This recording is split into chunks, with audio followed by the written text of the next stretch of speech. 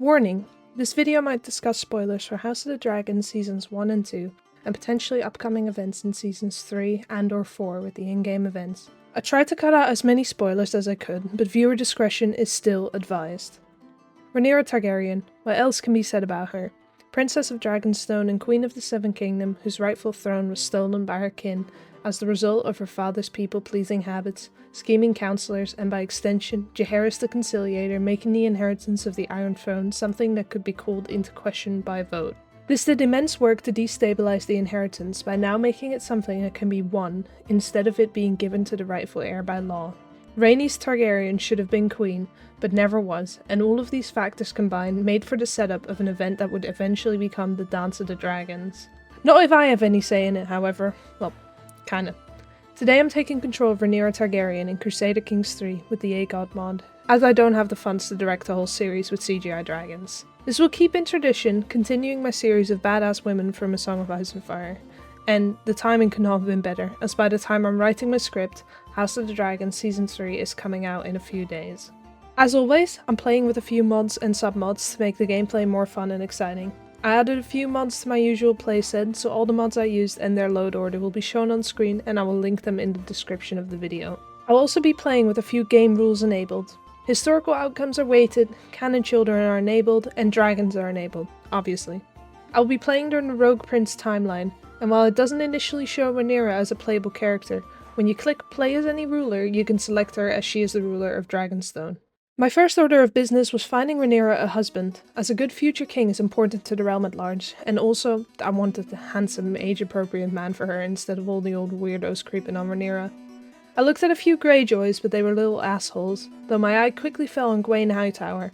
Having decent trains and cementing a double alliance with the Hightowers, I quickly settled for him. I was hoping that this feat of diplomacy would help cool the tensions between Rhaenyra and Dowager Queen Alicent, marrying her brother and making heirs from his line be the rulers of the Seven Kingdoms. Lord Hobart Hightower agreed to the match, and Gwaine Hightower was matrilineally betrothed to Princess Rhaenyra. However, to get anything interesting to happen, I was going to have to wait a while. You see, when you start out as Rhaenyra, she's only 9 years old, just a baby really. So, I did some general housekeeping and training with my dragon Cyrax until Rhaenyra turned 13, and our half-brother Aegon Targaryen was born. Luckily, our father decided to keep us as legal heir and affirmed our claim. With that worry off of our minds, I continued playing on speed 5 for a while until Rhaenyra turned 16, making her an adult in the eyes of the realm. Princess Rhaenyra, the realm's delight, came of age, taking her diplomatic lessons in stride and going down the foreign affairs street. I also gave her and Gwaine a makeover before the grand wedding to Gwaine Hightower was arranged. Upon setting eyes on each other, Gwaine and Rhaenyra fell deeply in love and became soulmates. Gwaine's brother Miles tried to stir up shit, but I rebuffed him, saying yes to the marriage. Miles then once again tried his luck, trying to seduce Rhaenyra at her own wedding. She told him to piss off as she loved Gwaine, and she got the loyal trait for doing so. The second Rhaenyra got the chance, she practically jumped Gwaine. Now, not to spoil the rest of the video, but Gwaine and Rhaenyra could not keep their hands off of each other for the remainder of the run. It was a mess, they were going at it like rabbits. Gwaine joined Rhaenyra in Dragonstone, and the two wasted absolutely no time as Rhaenyra fell pregnant immediately after the wedding with her first baby. However, the young couple's joy was soon turned into tragedy as the baby, a girl, was stillborn. Mourning their loss but hopeful for the future, the princess was pregnant again before the end of the year. I gave Rhaenyra a makeover, and to the delight of her parents, their first child was born soon, as they named her Visenya. Rhaenyra let her daughter cradle with a purple dragon egg laid by Silverring, which would hatch into a fuchsia dragon which they named Winged Stranger. Rhaenyra reflected on her old crush on Criston Cole, a Kingsguard, but swiftly put the thoughts aside as she gazed at her loving husband Gwaine. Rhaenyra decided she needed to gain some favor with her father and his new family, so she tried to befriend Dowager Queen Alicent Hightower, Gwaine's sister. She also betrothed Visenya to Daeron Targaryen, Alicent's youngest son, to secure an alliance with her father. Rhaenyra and Alicent put their differences aside and became friends after the betrothal. Rhaenyra fell pregnant again soon after and hosted a grand tournament to celebrate the event, with a recital and a joust. Rhaenyra participated in the recital and actually won, though many suspected the opponents let her win in fear of offending her. The baby was born not long after the recital, and to the celebration of the realm it was a boy that they decided to name Aeron. The pronunciation of the name was homage to Rhaenyra's own mother, Aemma Arryn. The boy was given a grey egg to cradle, which would hatch into the dragon Stormcloud. Rhaenyra also betrothed him to a Dornish princess, securing an alliance with Dorne. To celebrate the birth of their son and heir, Gwaine Hightower participated in the joust and won, crowning his beloved wife Queen of Love and Beauty, and she damn well felt like it. The two lovebirds wasted no time, as a third child followed suit, a daughter named Daenerys, which cradled with a rainbow-coloured dragon egg. The dragon hatched, and as I was looking at names the game suggested me to give the dragon, Hugo stood out among all the other High Valyrian names there. Hugo just seemed so funny and human, I had to do it, so Daenerys bonded with the blue dragon, Hugo. I was fully convinced Rhaenyra and Gwaine were doing it to prove a point at this point, as she once again became pregnant. This is like some actual Queen Victoria shit right here. The baby was born healthy as could be, a boy named Daemon, after his great-uncle. In the spirit of his great-uncle, he was given a red and black dragon egg and hatched a blood-red dragon named Valerix. The young Daemon and Daenerys were betrothed to each other, and I gave the oldest two kiddos a makeover. And of course, you know the drill, Rhaenyra was pregnant again, and eventually gave birth to a son she named Viserys, after her father. She gave him a green egg to snuggle with, which would hatch into a light mint dragon named Snow, and we betrothed him to the daughter of Lord Edmure Tully for an alliance with the Riverlands. Once again, not long after, Rhaenyra was pregnant again, giving birth to a beautiful daughter they named Gale, who snuggled up to a beautiful ametrine egg, which hatched into the shining dragon named Goldscale. She was also betrothed to the son of Lord Garth Tyrell for an alliance with the Reach. I was starting to feel like the beginning half of this video would just be a never-ending compilation of Rhaenyra and Gwaine going at it and having kids. But in reality, the years of Viserys I's reign were peaceful, simple as that. There were no wars, no factions rising up against their king, and no strife in the family, at least on the surface. The family and the realm were at relative peace. Rhaenyra and Gwaine had a chance to live out a good, fulfilling marriage with their children at their side at Dragonstone. Away from endless court intrigue and scheming, these years were the happiest, with the family attending frequent feasts, balls, and tournaments. Rhaenyra decided to go on a tour of the surrounding areas of Dragonstone, and became pregnant again during the tour. The baby, a healthy girl, was named Elena, and cradled a pink egg, though the egg refused to hatch. Elena was betrothed to Jaehaerys, the eldest son of her half-brother Aegon, and his sister-wife Helena, to try and mend the growing rift between the two half-siblings and prevent all-out war. Visenya, Rhaenyra's eldest daughter, had turned 14 at this point and was proving to be a bit of a nightmare. It was decided that she'd be betrothed to Lord Paramount Selman Lannister. I gathered all the children for some mass makeovers, and I tried to line them all up to take a nice family photo. Sadly, my eldest son Aeron's Dornish betrothed passed away young, so I briefly betrothed him to a Stark girl to ally with the North. Almost as if cursed, Lord Lannister passed away young as well, so I betrothed Visenya to a Dornish prince instead, and the two were married soon. Rhaenyra and Gwaine were still going at it like they always had, and she was pregnant again. This resulted in another daughter, and they called her Rhaenys, after the queen who never was. She cradled a violet egg, though it never hatched either. I betrothed her to the son and heir of the Lady Paramount of the Stormlands for an alliance. Our son and heir Aeron had other ideas, however, as he chose to break his betrothal to the Stark girl, so I found a girl from the Free Cities for him instead. I gave her a little makeover and some cute pink hair to match her Free Cities upbringing. Life went on in peace, and Rhaenyra fell pregnant once again, but to her horror, the baby was born misshapen and malformed, and died before she ever drew her first breath. Heartbroken, they buried the child, whom Gwaine had named Daella. This traumatic birth had left Rhaenyra barren, unable to bear any more children, as it had torn up her body. Shortly after this tragedy, a second followed. A raven had arrived in the morning, announcing the death of Rhaenyra's father, Viserys I, of illness and old age. Shattered over the deaths of her daughter and father, Rhaenyra scrambled to make her way to King's Landing with her family, to take her rightful place as Queen of the Seven Kingdoms. Then, a second raven arrived. Her half-brother Aegon had taken the Iron Throne for himself, and was proclaimed the new monarch of the Seven Kingdoms.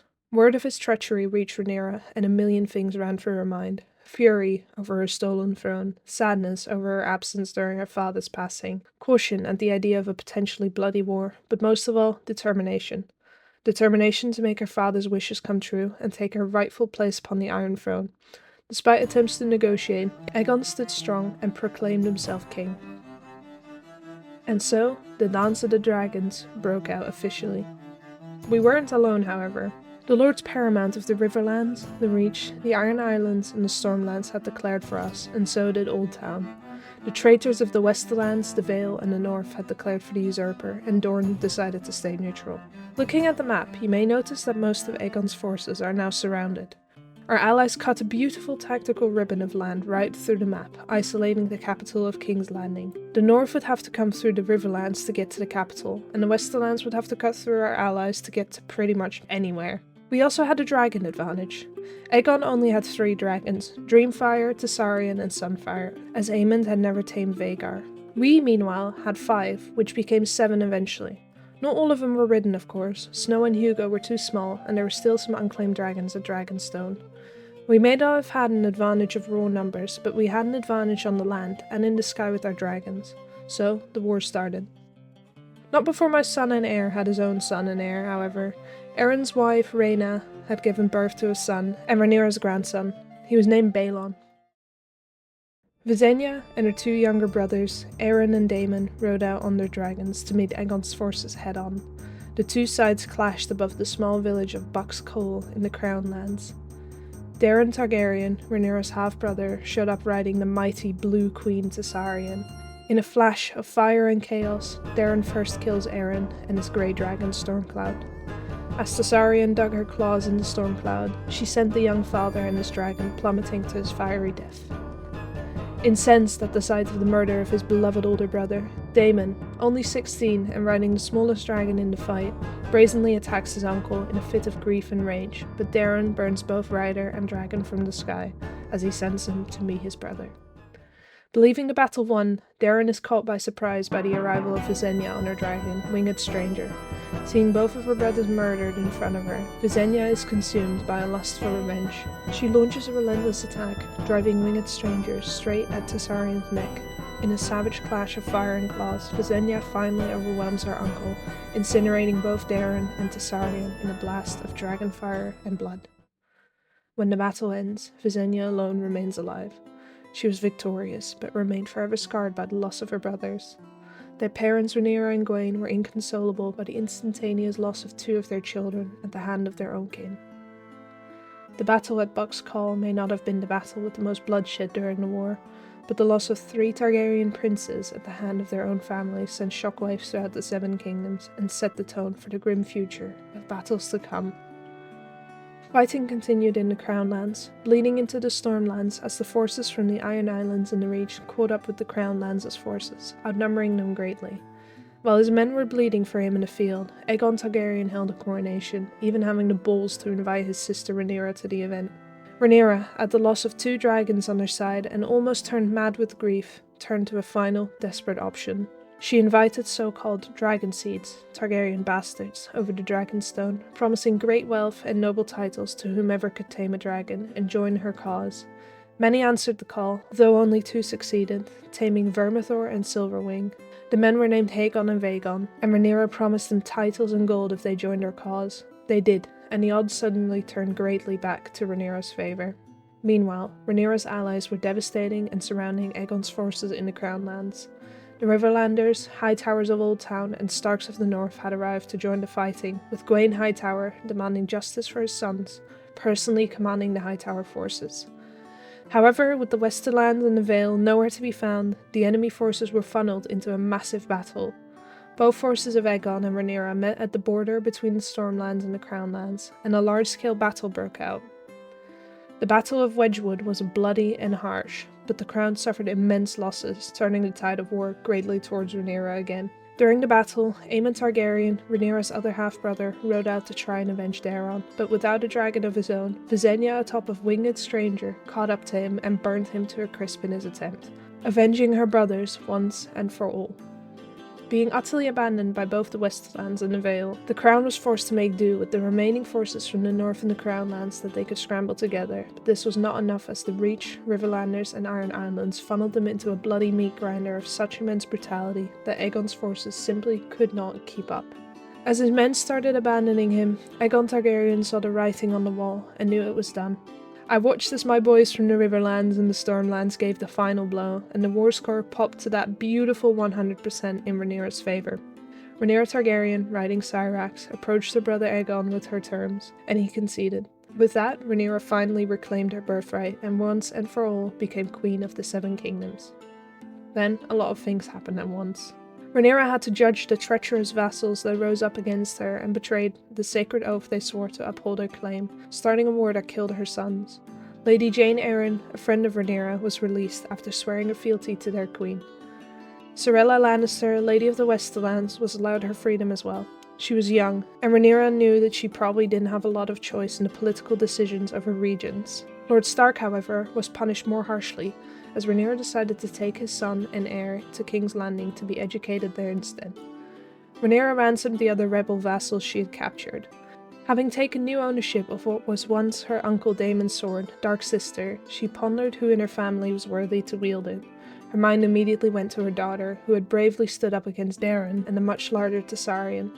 As troublesome as Visenya was, she was an incredible warrior, worthy of wielding the Valyrian steel blade. It seemed all the current Kingsguard were happy to have a new queen to protect, though she did remove the treacherous Criston Cole and had him fed to Syrax. It was now time to deal with Aegon, the brother she could have loved, but instead decided to usurp her birthright. As much as Rhaenyra would have loved for him to have suffered the same fate, or worse, as Criston Cole for what happened to her sons, enough kinslaying and misery had already been inflicted on the family. So, she decided to allow him a small mercy, letting Aegon exchange his life for his claims. Enough blood had been shed. Finally, I put the crown she deserved on her head, and Rhaenyra Targaryen was crowned queen during a grand coronation in King's Landing, where she swore an oath to ensure peace in the realm, so an event like the Dance of the Dragons could never happen again. She also decided to take up the mantle of her grandson Balon's education, the newborn babe of her recently deceased son and heir. No crown on her head or fanciful coronation could take back the loss she had suffered, however. She had the throne now, her birthright, but the title was drenched in the blood of her own sons. What was a crown worth if her own children died getting it? So, Queen Rhaenyra turned back to her children. She married her recently widowed daughter Daenerys to a boy from the Rowan family, and I gave a brief makeover to her Tully daughter-in-law, the one married to her third and now final son. Queen Rhaenyra decided to demand the 3 dragon eggs laid by Dreamfire, stolen by Alyssa Farman and sold to her merchant in Braavos back. When the Sea Lord of Braavos refused, the 2 kingdoms came to blows. During this conflict, Rhaenyra almost lost her youngest child, Rhaenys. Rhaenys, whose dragon egg didn't hatch, became desperate to claim a dragon and tried to sneak into the dragon pit to tame a dragon, but she got horrifically burned by Silverwing. Luckily, she survived the ordeal, though it would not be the last time she would try this. Tragedy after tragedy struck the queen, as her second daughter Daenerys died in childbirth with her first child, leaving her dragon Hugo riderless. This means that out of 8 children Rhaenyra and Gawain had, only 5 were left alive now. Visenya, the oldest, Viserys, the youngest son, and the 3 younger girls Gale, Aelena, and Rhaenys. The Westerosi armies swiftly retook the eggs from the Braavosi merchant and put them back on Dragonstone where they belonged. Rhaenyra decided to betroth her grandson and heir Balon to his cousin, Rhaenyra, daughter of the younger Viserys. Balon received a quick makeover, and Rhaenyra found out that her eldest daughter Visenya was having an affair with Haegon, the captain that had claimed Vermithor, and had become pregnant with his bastard. Not wanting to shun her own daughter, however, Rhaenyra became friends with her at a feast instead. Rhaenys, the youngest, had finally managed to hatch her own dragon after many failed eggs and a few failed attempts at sneaking into the dragon pit. The golden beast was named Fenryen. So, I'm not lying when I say this, by the way, but I was having issues with my mouse, so I turned off the recording, and as I was reconnecting it, I accidentally bumped my spacebar, and as the game was playing, Rhaenyra got the Conqueror trait.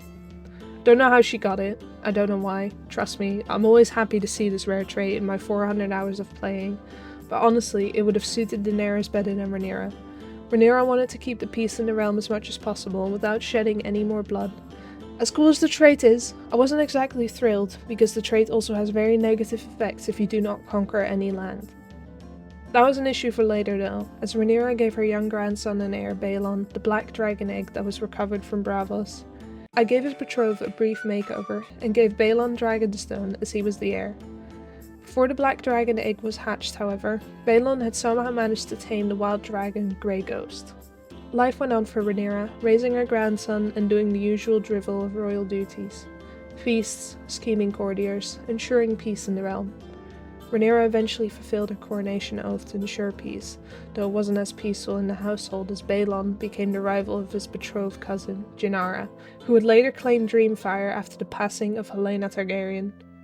Tragedy, however, struck quickly as Gwaine Hightower passed away of old age in his sleep.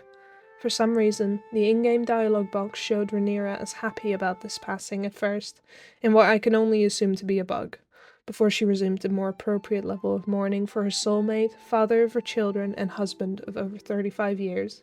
Rhaenyra bravely soldiered on. She made it old enough to see her grandson get married and grow a hideous beard that I quickly changed before another heartbreak occurred.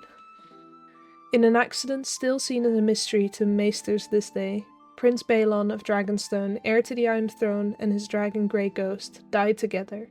Some say he got lost in a storm, others say that the wild dragon never truly lost its wild temperament, as the prince lost control of the beast and flew the duo into the side of a mountain range.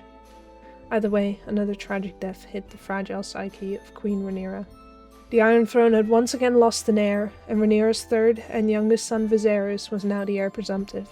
However, Viserys and his wife, Lady Tysan Tully, currently had no living sons, having 5 daughters instead. However tragic, if anything, the peaceful reign of Rhaenyra had proven that perhaps Westeros might have become more accepting of the idea of being ruled by a woman.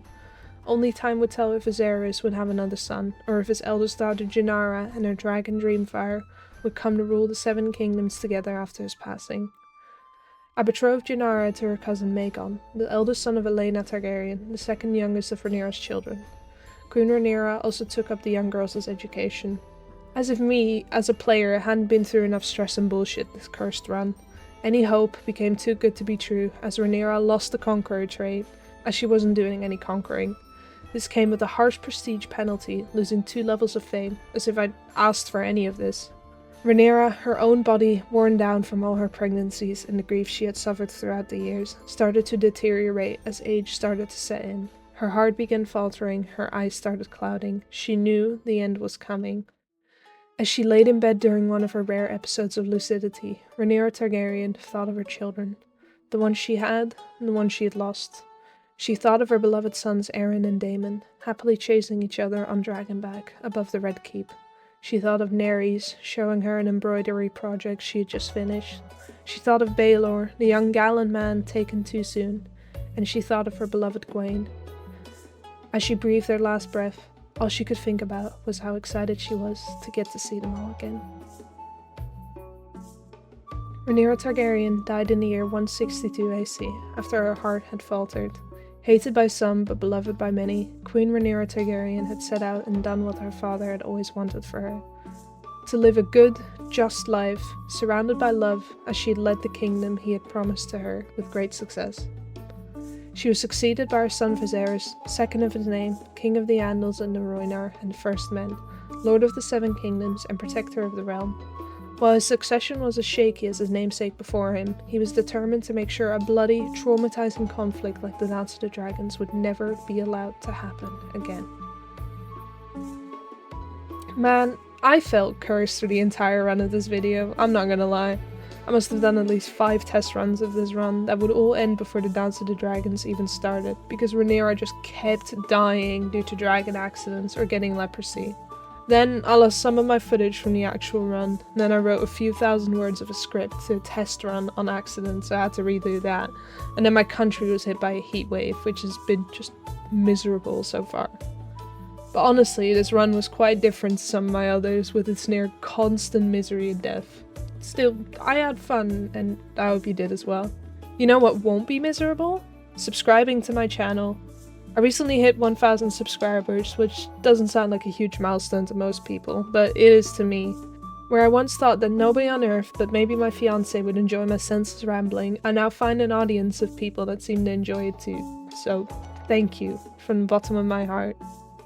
I will have new videos coming in a while, though I'm taking it easy this summer, with summer holidays and heat waves coming up. I received some exciting and fun video ideas from the comments though, so I'm excited for the future. Peace!